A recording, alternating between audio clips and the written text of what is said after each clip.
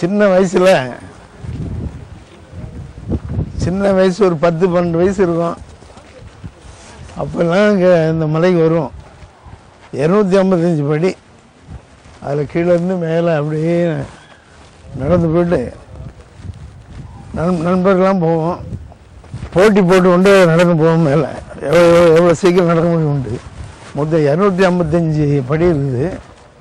ரொம்ப செங்குத்தான படி. உயரம் வந்து ஒரு கோயில் ஒன்று இருக்குது. இவ்வளோ பெரிய மலையில் ஒரு தண்ணி, ஒரு பெரிய ஊற்று இருக்குது.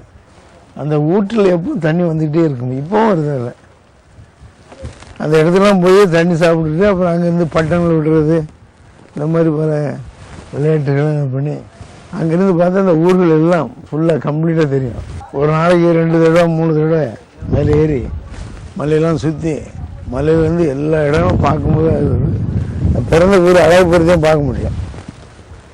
அண்ணாச்சி பிறந்த ஊரையும் பார்க்க முடியும். கோயில் அவ்வளோ அற்புதமாக தெரியும். இப்போ கொஞ்சம் அவ்வளோ அதிகம் நடக்க முடியல. ஒரு படியோட நடக்க சிரமமாக இருக்குது. என்ன நல்லா அந்த நேரத்தில் பாருங்க, அந்த வயசான அந்த அம்மெல்லாம் போய் அங்கே போயிட்டு வராங்க. இப்படி ரொம்ப பேர் கோயிலுக்கு ஒரு நேச்சக்கடை மாதிரி போய் இப்போ நம்ம நேச்சக்கடத்துக்காக போனதில்லை. ஸோ ஒரு விளையாட்டில் இந்த இடத்துக்கு போகணும், இத்தனை நிமிஷத்தில் போகணும் போய் 255 படி போய் பார்த்துட்டு அங்கே இருந்து கொஞ்சம் உட்காந்து அது மாலை வேளையில் ரொம்ப ரம்மியமாக இருக்கும். காற்று ரொம்ப இதமான காற்று வரும். இந்த மாலை பொழுதில் வந்து அந்த சூரியன் அஸ்தமிக்கிற இடத்தை பார்க்கும் பொழுது அவ்வளோ அற்புதமாக இயற்கை காட்சிகள் அவ்வளோ அற்புதமாக இருக்கும். அங்கேருந்து கோயிலை பார்த்துக்கிட்டே தியானம் பண்ணுறது, ஜெபம் பண்ணுறது, இதெல்லாம் செய்துகிட்டே இருக்கும் பொழுது மனசுக்கு ஒரு அமைதி, மனதுக்கு ஒரு நிம்மதியாக இருக்கும். வந்தாக்கி இந்த இடத்துக்கு இப்பவும் பல யாத்திரைகள்லாம் நிறைய வர்றாங்க. அவங்க தங்குறதுங்க இடம் கட்டி போட்டுருக்குது, சமையல் பண்ண இடம் இருக்குது. இங்கே வந்து எங்கள் மூதாதைகள்லாம் நிறைய பேர் இருந்திருக்காங்க. எங்கள் தாத்தா பூட்டன் அவங்களுக்கு பெரியவங்க, அவங்கெல்லாம் இங்கெல்லாம் ஒரு முறை இருந்திருக்காங்க. அந்த இடங்கள்லாம் போய் அடிக்கடி பார்ப்போம். நாங்கள் 1950 வருஷம் நாங்கள் சென்னைக்கு சென்றோம். முதல்ல டீ ஷாப் தான் ஆரம்பித்தோம், தேநீர் விடுதி. அது பாருங்க எப்படி அதுன்னு. அப்போ வந்து ஒரு ஆஃப் ட்ராயரு, ஒரு பனியை, ஒரு டவல் தான் அந்த பாய்லர் பக்கத்தில் நிற்கணும். இப்போ கொஞ்சம் சேஞ்சாக இருக்குது. இப்போ நான் பார்க்குறேம்மா, போட்டு பார்ப்போம்.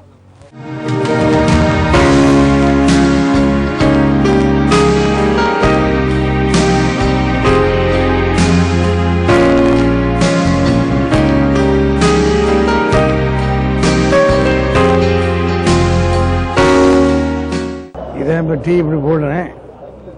அப்போல்லாம் வந்து ஒரு பாய்லர் இருக்கும்.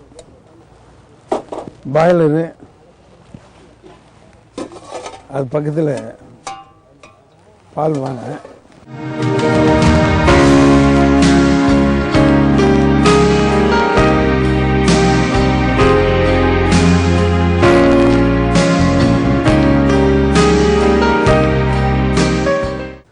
போட்டு இந்த மலை எடுத்துகிட்டு போட்டுருது ஆடை.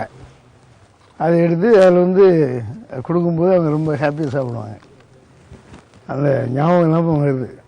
50 வருஷம் தான், 58 வருஷம் ஆச்சுது. இன்னைக்கு ஒரு பெரியவர் பார்த்தேன், அந்தோணி நடவர் என்று, 86 வயசு. அவரை பார்க்குற ஒரு நல்ல வாய்ப்பு கிடைச்சிது.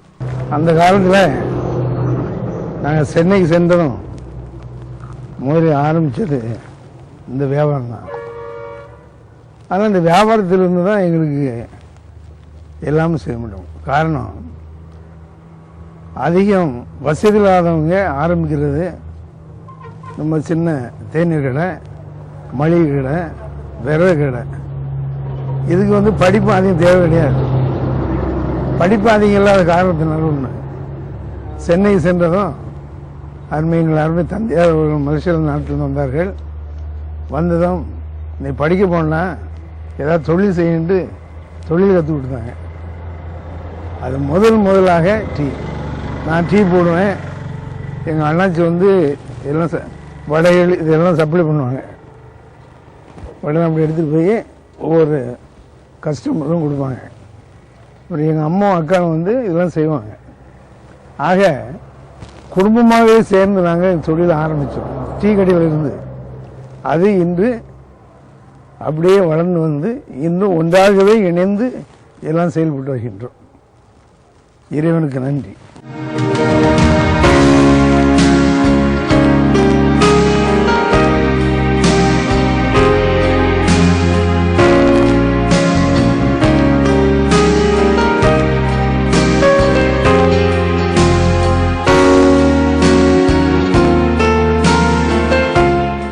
இதான் எங்கள் மாமியார் வீடு.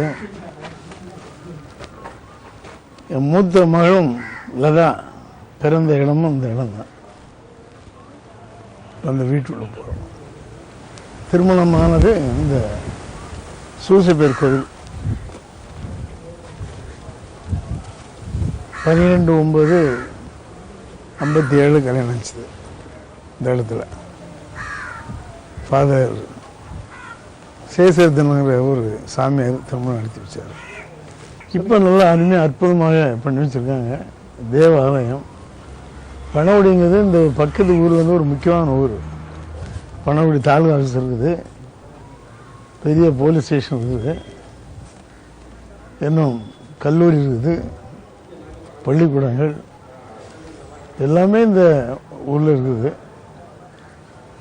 நான் கல்யாணம் பண்ணி ஏறக்குறைய 43-44 வருஷம் ஆகுது. அந்த சமயம் இவ்வளோ வளர்ச்சி இல்லை. ஆனால் இப்போ வந்து எல்லா பிள்ளைகளும் நல்லா படித்து பட்டாதாரி ஆகி விவசாயம் அதிகம் செய்யறதுனாலும் தொழில் முறையில் நல்லா செய்துட்டு வராங்க. என் மச்சனெல்லாம் பிரதர்லாம் அவங்கெல்லாம் நல்லா பண்ணுறாங்க. அட்வொகேட்டை படித்து அவர் வந்து இப்போ ரியல் எஸ்டேட் பண்ணுறாரு. ஒரு வந்து அக்கௌண்டன்ட்டு, ஒருவர் வந்து ஒரு பிரிஸ்ட்டு, இன்னும் ஒருவர் வந்து இப்போ சமீபத்தில் இறந்து போயிட்டார். அவர் பிள்ளைகளை நாங்கள் பார்த்துட்டு வரோம். அந்த பிள்ளைகளுக்கு கல்யாணம்லாம் பண்ணி வச்சிடறோம். அந்த மாதிரி இந்த குடும்பத்துக்கு வேண்டியதெல்லாம் நாங்கள் முடிந்த அளவுக்கு நான் பண்ணிகிட்டு இருக்கோம்.